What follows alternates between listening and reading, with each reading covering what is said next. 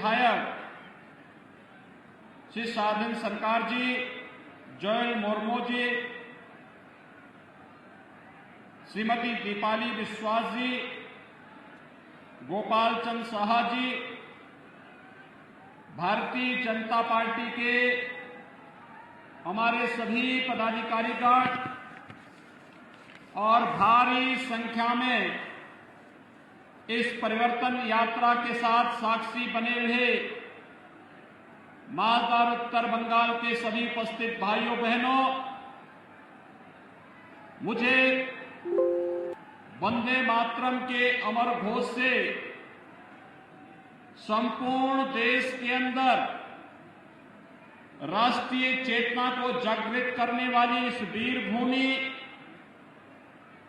स्वामी रामकृष्ण परमहंस, स्वामी विवेकानंद पावन भूमि को मैं कोटि कोटि नमन करते हुए आप सभी का हृदय से मैं अभिनंदन करता हूं।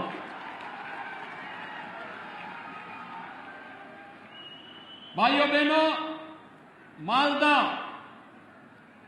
भारत की सनातन संस्कृति की भूमि है और भारत की सनातन संस्कृति की इस भूमि को कोटि कोटि नमन करते हुए आज मैं अपने आप को सौभाग्यशाली मानता हूं कि मुझे इस परिवर्तन यात्रा में आपके साथ सहभागी बनने का अवसर प्राप्त हुआ है।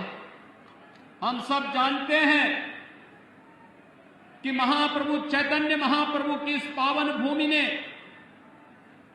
पूरे भारत के अंदर वैष्णव परंपरा का प्रचार प्रसार करने में जिस बड़ी भूमिका का निर्वहन किया, यह भूमि वैष्णवपाद के महान ध्वजाधारी गौरी वैष्णव जीवा गोस्वामी देवा जी की जन्म देने वाली भूमि भी है। स्वाभाविक रूप से बंगाल भारत के सांस्कृतिक राष्ट्रवाद की धरती रही है, भारत के स्वाधीनता आंदोलन की क्रांति की धरती रही है। लेकिन आज जब बंगाल के अंदर अराजकता और बंगाल के अंदर बदहाली की स्थिति को हम सब देखते हैं तो पूरे देश को पीड़ा होती है और इसीलिए भारतीय जनता पार्टी का राष्ट्रीय नेतृत्व और एक एक कार्यकर्ता प्रत्येक बंगाली भाई और बहनों के साथ जुड़ने के लिए आया है कि हमें एक बार फिर से बंगाल की पहचान को पुनर्स्थापित करके बंगाल के माध्यम से एक नए परिवर्तन को आगे बढ़ाना है।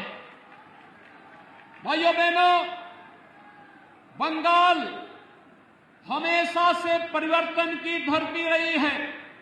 याद करिए, जब देश के अंदर स्वाधीनता की अलग जगानी थी तो बंकिम चंद्र चट्टोपाध्याय ने इसी धरती से वंदे मातरम का उद्घोष किया था। आनंद मठ उपन्यास के माध्यम से उन्होंने भारत की सुप्त चेतना को जागृत करके पूरे देश के अंदर राष्ट्रीयता का जो संचार किया था, आज भी हर भारतीय अपने राष्ट्रीय गीत के रूप में वंदे मातरम को मान करके भारत के स्वाभिमान और सम्मान का अलग देश और दुनिया के सामने प्रस्तुत करता है। ये धरती गुरुदेव रविंद्रनाथ टैगोर की धरती है, जिसने भारत को भारत का राष्ट्र ज्ञान भी दिया और राष्ट्रगान के साथ ही इस धरती से ही हम सब जानते हैं कि यही वह धरती है जिसने साहित्य के क्षेत्र में भारत का पहला नोबेल प्राइज भी भारत को देने का कार्य किया था गुरुदेव रविंद्रनाथ टैगोर की उस अमर कीर्ति गीतांजलि के माध्यम से। लेकिन आज बंगाल कहां चला गया है? कभी भारत को नेतृत्व देने वाला, भारत को एक नई दिशा देने वाला बंगाल आज कहां पर है? आज यहां पर गरीबी है, आज यहां पर बदहाली है, आज यहां पर अराजकता है, आज यहां पर सत्ता प्रायोजित अपराध और आतंकवाद न केवल यहां की सुरक्षा के सामने गंभीर संकट खड़ा कर रहा है, बल्कि देश की सुरक्षा को भी चुनौती देते हुए दिखाई देता है। आज बंगाल में केंद्र सरकार की कल्याणकारी योजनाओं को लागू नहीं करने दिया जाता है और आज बंगाल के अंदर एक तरफ यहां पर जिस बंगाल ने आदिशक्ति मां भगवती दुर्गा के अनुष्ठान का श्री गणेश करके पूरे देश के अंदर शक्ति का एक नया संचार किया था, आज उस बंगाल के अंदर दुर्गा पूजा पे प्रतिबंध लगाया जाता है। ईद में जबरदस्ती गौ हत्याएं प्रारंभ कराई जाती हैं और साथ साथ यहां पर तस्करी और गौ तस्करी के माध्यम से यहां की भावनाओं के साथ खिलवाड़ करने का कार्य किया जाता है। यहां की सरकार मौन बनी रहती है। भाइयों बहनों, बंगाल में आज जय श्री राम के नारे लगाने को भी प्रतिबंधित करने का कार्य किया जाता है और हमले करवाए जाते हैं। लेकिन मैं बंगाल की सरकार से कहना चाहता हूं, मैं ममता दीदी जी से अनुरोध करना चाहता हूं, एक सरकार कभी उत्तर प्रदेश में थी जो अयोध्या में राम भक्तों पर गोली चलाती थी, उस सरकार का हर्ष आपने देखा है क्या हो गया है, और अब बारी बंगाल में टीएमसी की सरकार की है। जो भी राम का द्रोही है, याद रखना, मालदा की धरती से ही मैं इस बात को कह रहा हूं, होली आने वाला है अभी कुछ ही दिनों के बाद, और कभी उस कालखंड में भी कुछ लोगों ने भगवान विष्णु और राम का नाम लेने को प्रतिबंधित किया था। होली के अवसर पर हम लोग क्या कहते हैं इसको। और मित्रों, आज बंगाल के अंदर एक बार फिर से जय श्री राम के नारे को प्रतिबंधित करने का कार्य किया जा रहा है।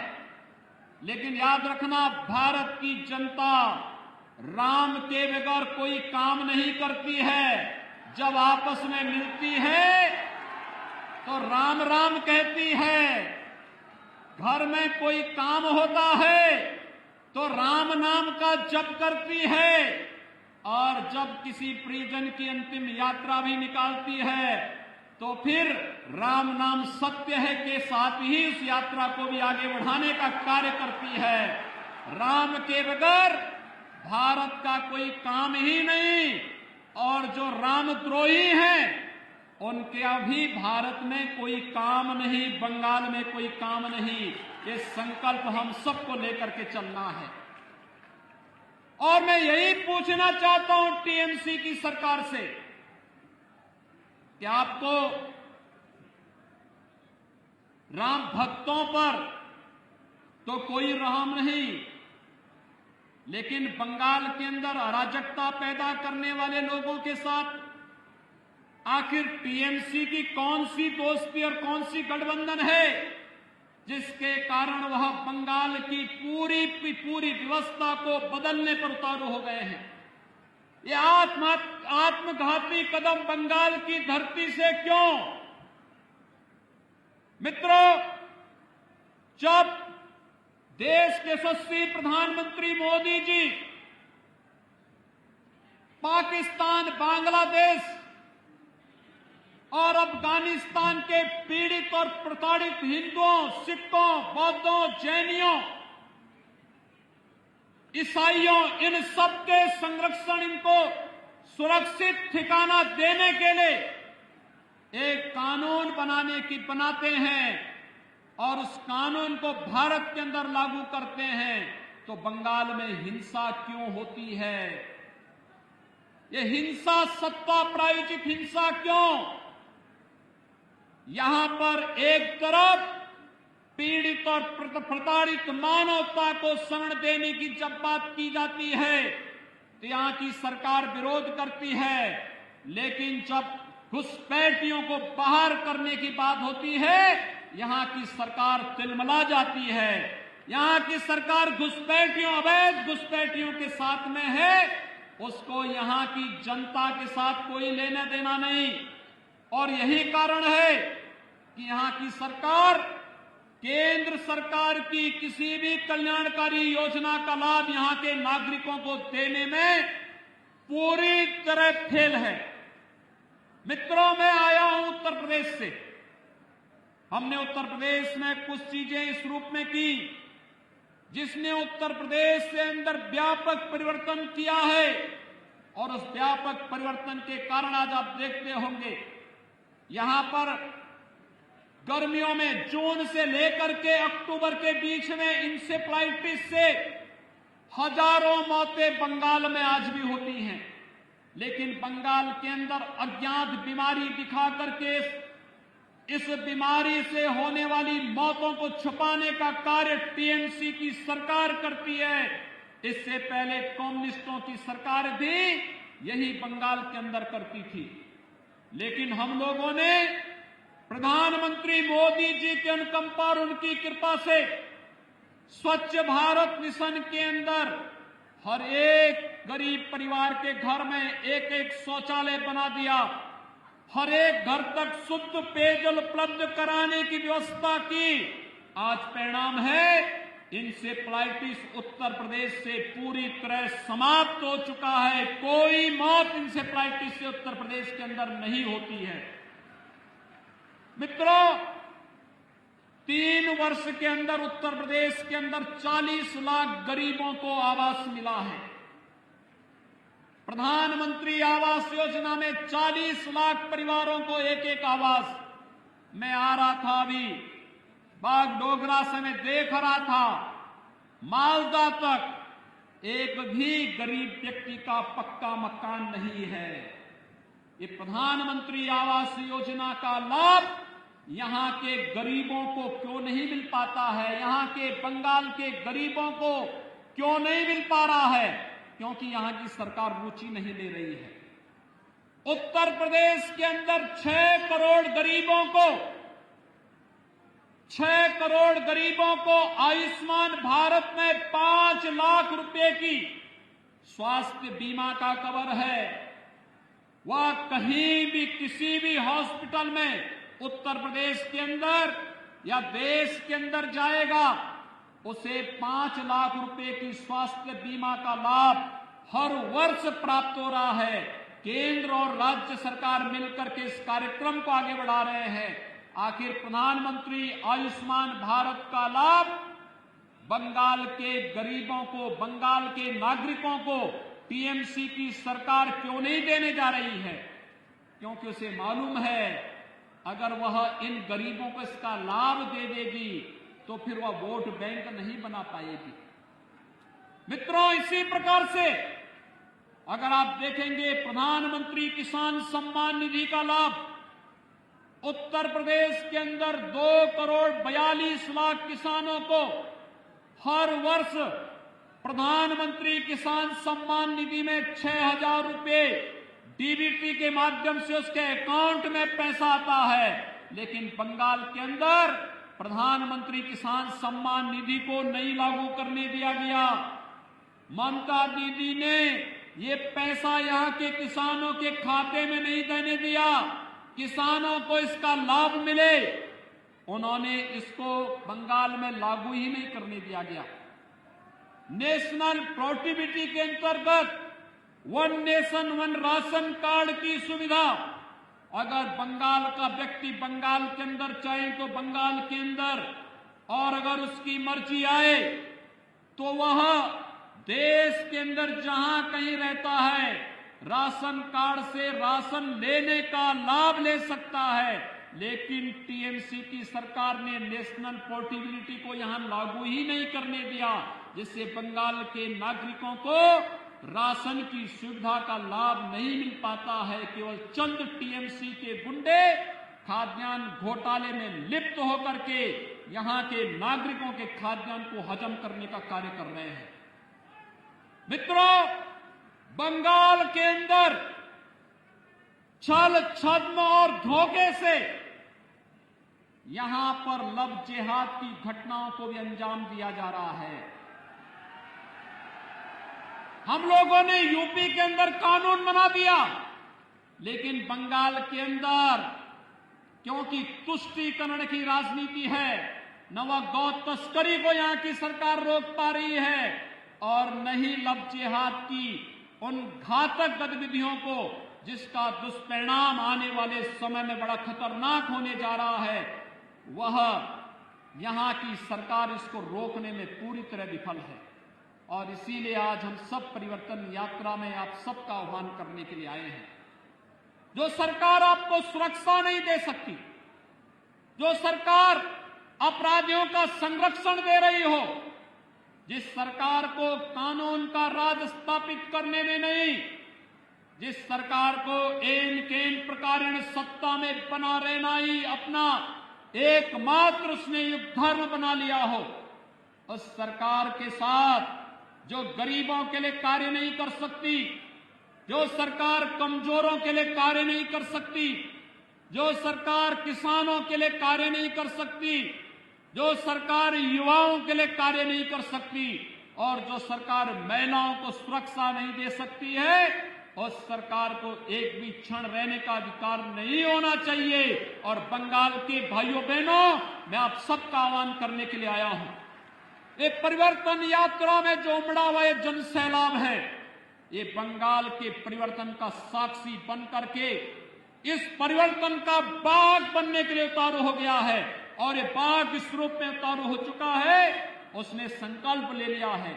मोदी जी के नेतृत्व में पूरे देश के अंदर जिस तरीके से कोरोना प्रबंधन का कार्य किया गया, हम आभारी हैं प्रधानमंत्री मोदी जी के। मित्रों, आभारी हैं प्रधानमंत्री मोदी जी के। उन्होंने कोरोना कालखंड के अंदर गरीब कल्याण पैकेज की घोषणा करके हर गरीब को फ्री में राशन देने का काम किया, हर गरीब को गरीब कल्याण पैकेज का लाभ दिया, जनधन अकाउंट धारी को 500 रुपये महीने लगातार 3 महीने तक देने का कार्य किया, हर वृद्धजन को, हर निराश्रित महिला को, हर दिव्यांग जन को भी उन्होंने 1-1 हजार रुपए की राशि, भरण पोषण की राशि उपलब्ध कराई और प्रधानमंत्री किसान सम्मान निधि से जुड़े हुए लोगों को भी उस दौरान अतिरिक्त पैसे की व्यवस्था उन्होंने उस समय की थी। आत्मनिर्भर भारत पैकेज के अंदर भी उन्होंने एमएसएमई के लिए, परंपरागत उद्यम के लिए, भारत के गांव के लिए, गरीबों के लिए, व्यापारियों के लिए एक बेहतर पैकेज की घोषणा की। कोरोना प्रबंधन में चाहे वह जिस भी राज्य ने जो डिमांड की, राज्यों को तो उसका लाभ दिया ही, लेकिन हम आभारी हैं प्रधानमंत्री मोदी जी के और भारत के वैज्ञानिकों के, जिन्होंने भारत को कोरोना से बचाने के लिए 2 स्वदेशी वैक्सीन भी दिए और वैक्सीन इस समय युद्ध स्तर पर लग रहे हैं। कल से आपने देखा होगा 60 वर्ष के ऊपर के लोगों को भी वैक्सीन लगना प्रारंभ हो गया है। ये 60 वर्ष से ऊपर के लोगों को वैक्सीन लगना और भारत के नागरिकों के साथ साथ दुनिया के अपने मित्र देशों को भी वैक्सीन पहुंचाना, यह एक नया भारत की वो तस्वीर है जो दुनिया के अंदर भारत के 135 करोड़ लोगों की ताकत का एहसास करा रहा है। और उस नए भारत के साथ नए बंगाल को भी आगे आकर की इस अंगड़ाई में सहभागी बनना पड़ेगा और इसी आह्वान के लिए आज हम सब आपके बीच आए हैं। कल्पना करिए, ये बंगाल के अंदर टीएमसी की सरकार ने, उससे पहले कम्युनिस्टों ने, उससे पहले कांग्रेस ने कितनी बदहाल स्थिति पैदा कर दी है। मित्रों, मुझे याद है आज से 25 साल पहले, 30 साल पहले भारत का हर नौजवान अपनी रोजगार के लिए बंगाल आता था, लेकिन पिछले 25-30 वर्षों के अंदर बंगाल को बदहाल कर दिया इन सभी लोगों ने। आज बंगाल अर्थव्यवस्था में काफी पीछे चला गया है। और उत्तर प्रदेश के अंदर भारतीय जनता पार्टी की सरकार थी। पहले उत्तर प्रदेश का नौजवान अपनी रोजी रोजगार के लिए बंगाल आता था और आज मैं देखता हूं बंगाल का व्यक्ति रोजी रोजगार के लिए दिल्ली और उत्तर प्रदेश की तरफ रुख कर रहा है। उत्तर प्रदेश आज देश की दूसरी अर्थव्यवस्था बन गया है। आखिर बंगाल आपका पश्चिमी बंगाल क्यों नहीं बन सकता है, जबकि संभावनाएं थी यहां पर, लेकिन यहां की सरकार ने उस प्रकार की सोच ही पैदा नहीं होने दी है। ये विकास में रुचि नहीं लेना चाहते और विकास में तो रुचि नहीं, लेकिन राष्ट्रीय सुरक्षा के साथ भी ये लोग खिलवाड़ कर रहे हैं। आपने देखा होगा मोदी जी के नेतृत्व में जब देश के अंदर सरकार आई, पहले गरीबों के कल्याण के लिए योजनाएं बनी।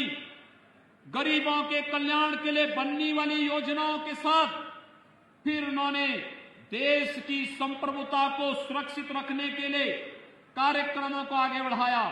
याद करिए 5 अगस्त 2019 की तिथि, देश के अंदर आतंकवाद की प्रतीक बनी धारा 370 को हटाने का कार्य भी मोदी जी के नेतृत्व की भारतीय जनता पार्टी की सरकार ने किया था। याद करिए इसी धरती पर पैदा होने वाले डॉक्टर श्यामा प्रसाद मुखर्जी ने घोषणा की थी, एक देश में 2 प्रधान, 2 विधान और 2 निशान नहीं चलेंगे। और उन्होंने कश्मीर मुक्ति के लिए एक आंदोलन प्रारंभ किया था। मित्रों, डॉक्टर श्यामा प्रसाद मुखर्जी के इस सपने को साकार किया है प्रधानमंत्री मोदी जी ने और गृह मंत्री अमित शाह जी ने। उन्होंने धारा 370 को कश्मीर की धरती से पूरी तरह समाप्त करके आज कश्मीर भारत के संविधान और भारत के कानून के अनुरूप भारत की व्यवस्था के साथ चल करके विकास की एक नई ऊंचाइयों को पार कर रहा है। मित्रों, 500 वर्षों से हर भारतीय जनमानस की अभिलाषा थी। वह अभिलाषा थी जिसके लिए बंगाल से भी कार सेवा करने के लिए हजारों नौजवान गए थे। श्री राम कोठारी और शरद कोठारी के बलिदान को कौन विस्मृत कर सकता है, जिन्होंने अयोध्या में बाबरी ढांचे को हटाने के लिए अपना बलिदान दिया था। और आज उस सपने को भारतीय जनता पार्टी की सरकार ने साकार किया है।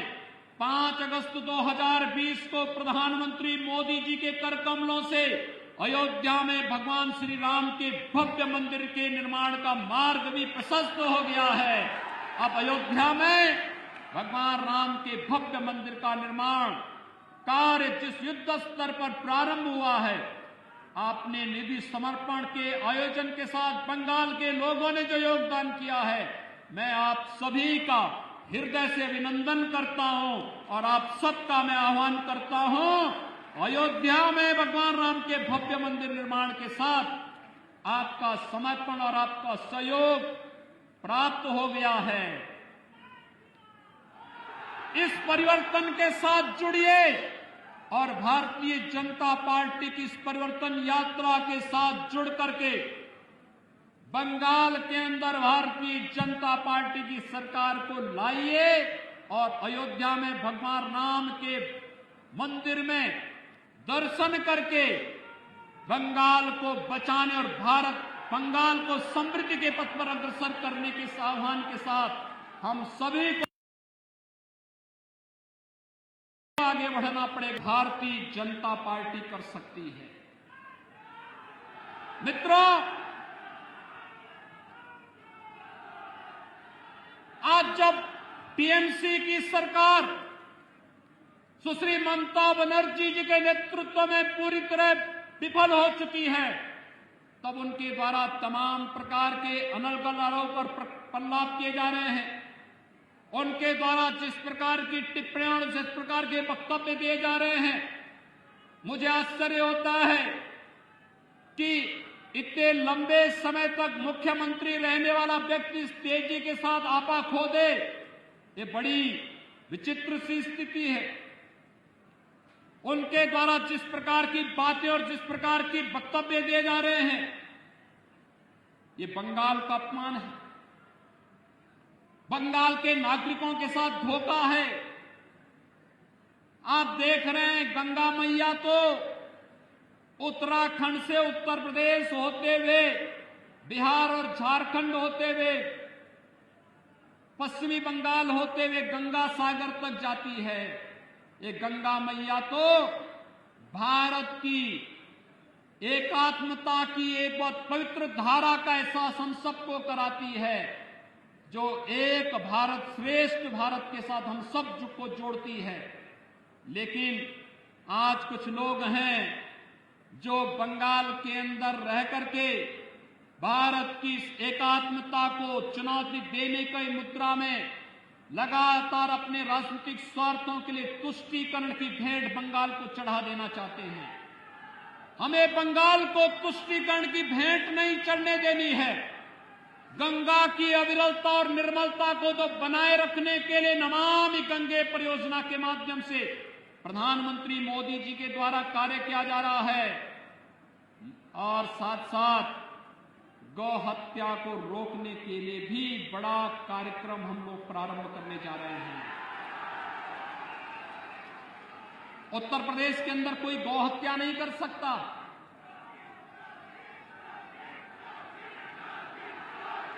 मित्रों, कोई नहीं कर सकता। हमारी सरकार 2017 में आई थी और 2017 में आते ही उत्तर प्रदेश के अंदर गौ तस्करी और इलीगल स्लॉटर हाउसेज एक झटके में बंद हो गए। 24 घंटे के अंदर बंद हुए थे। आप भारतीय जनता पार्टी की सरकार को लेकर के तो आइए, 24 घंटे के अंदर सभी इलीगल स्लॉटर हाउसेज बंद हो जाएंगे और 24 घंटे के अंदर ये तस्करी भी बंद हो जाएगी। गौ तस्करों को पता लग जाएगा कि गौ तस्करी, इलीगल स्लॉटरिंग और किसी भी प्रकार की अराजकता और अव्यवस्था का क्या दुष्परिणाम होगा। उत्तर प्रदेश के अंदर 4 वर्षों में कोई दंगा नहीं हुआ।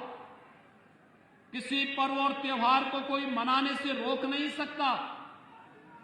कोई भी यात्रा वहां पर आज प्रतिबंधित नहीं है। बंगाल में तो न्यायपालिका को यहां की सरकार से कहना पड़ता है कि अगर उत्तर प्रदेश में दुर्गा पूजा का आयोजन हो सकता तो बंगाल में क्यों नहीं हो सकता है। आपको याद होगा जब दुर्गा पूजा का समय और ईद का समय एक ही साथ पड़ा था या मुहर्रम का समय एक साथ पड़ा था, तो यहां की सरकार ने मुहर्रम की जुलूस को तो अनुमति दी, लेकिन दुर्गा पूजा के पंडालों में प्रतिबंध लगा दिया था। उत्तर प्रदेश में जब बात आई, उत्तर प्रदेश में हम लोगों ने कहा कि नहीं भाई, दुर्गा पूजा का जो समय होगा उस समय पूजा ही होगी और उस समय पूजा में कोई व्यवधान हम नहीं पड़ने देंगे। और एक भी जगह पूजा के पंडाल नहीं रोके गए थे। लेकिन बंगाल के अंदर बैन किए जाते हैं, पूजा को प्रतिबंधित किया जाता है, भावनाओं के साथ खिलवाड़ किया जाता है, गौ तस्करों को प्रश्रय दिया जाता है, उनके समर्थन में सत्ता के यहां पर वक्तव्य आते हैं। ये मुझे आश्चर्य होता है इन सब बातों को लेकर के।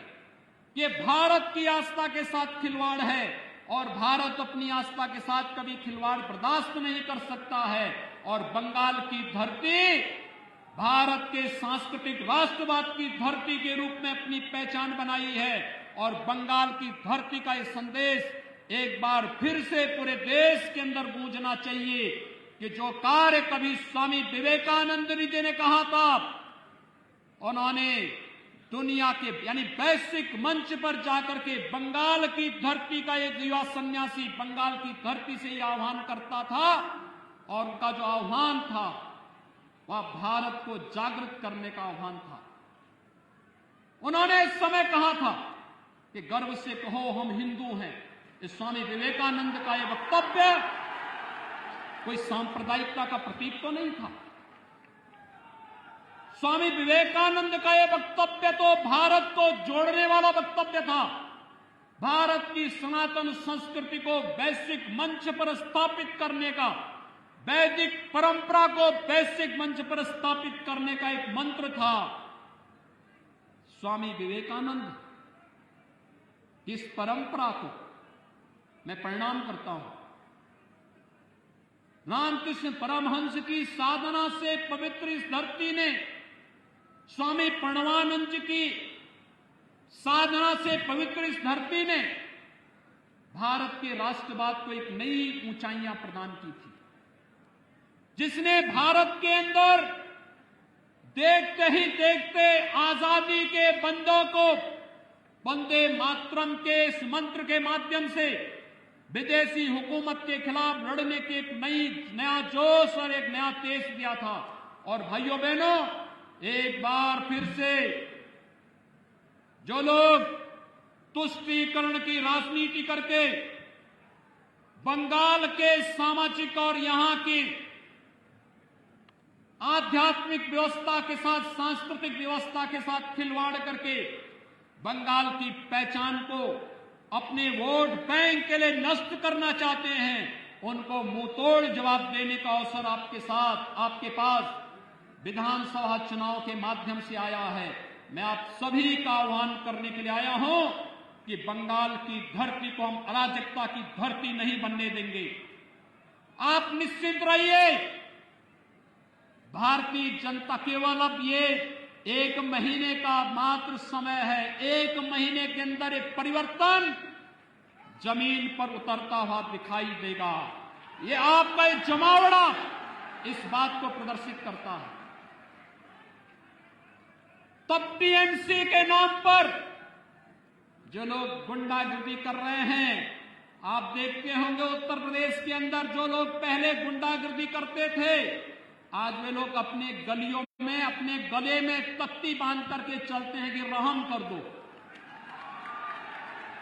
और मैं कह सकता हूं, मैं देख रहा था एक तस्वीर,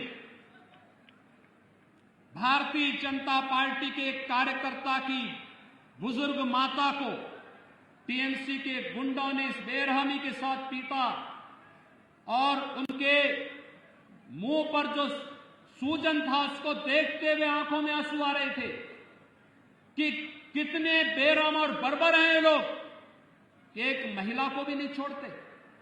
और अपराधी अगर अपराध करता है तो पुलिस का काम है अपराधी के खिलाफ कार्रवाई करना, प्रशासन का काम है, शासन का काम है उस अपराधी के खिलाफ कार्रवाई करना। लेकिन अगर शासन और प्रशासन अपराधी के खिलाफ कार्रवाई करने की बजाय वक्तव्य दें कि सूजन तो घर के विवाद का है, ये पीटने से नहीं सूजन आया है, ये सूजन तो दिखाई दे रहा है मुझे, चोट के निशान है, और तब भी बयान दिया जा रहा है कि ये सूजन तो मामूली से विवाद के कारण खड़ा हुआ है। आश्चर्य होता है मुझे, ये पार्टी बनकर के काम करना बंद करे। और मुझे लगता है कि बहुत समय नहीं, भाइयों बहनों, भारत निर्वाचन आयोग ने चुनाव की घोषणा कर दी, चुनाव की प्रक्रिया प्रारंभ हो चुकी है।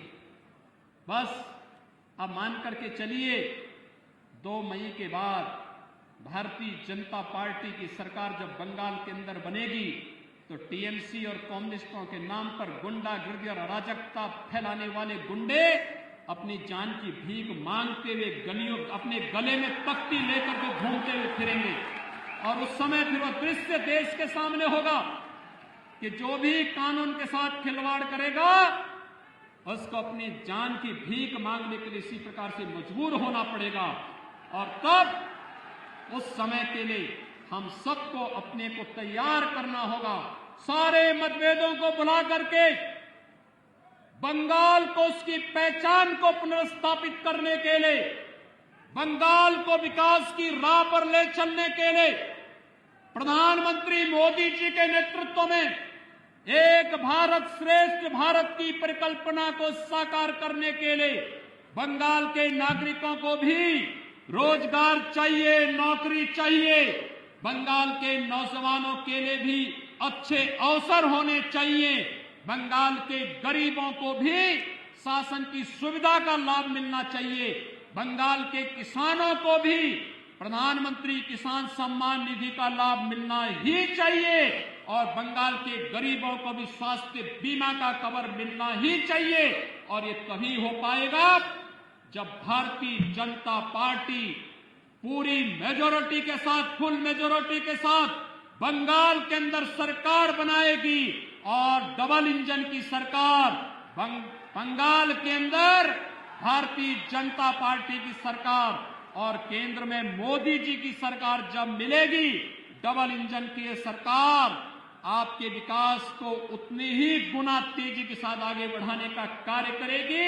ये परिवर्तन यात्रा इसी विश्वास के साथ आज यहां पर इस आयोजन के साथ यहां पर आज यह आयोजन इसी उद्देश्य से संपन्न हो रहा है। मैं आप सबको, अभी हमारा होली का पर्व होने जा रहा है। होली पूरी भव्यता के साथ मनाई जाती है।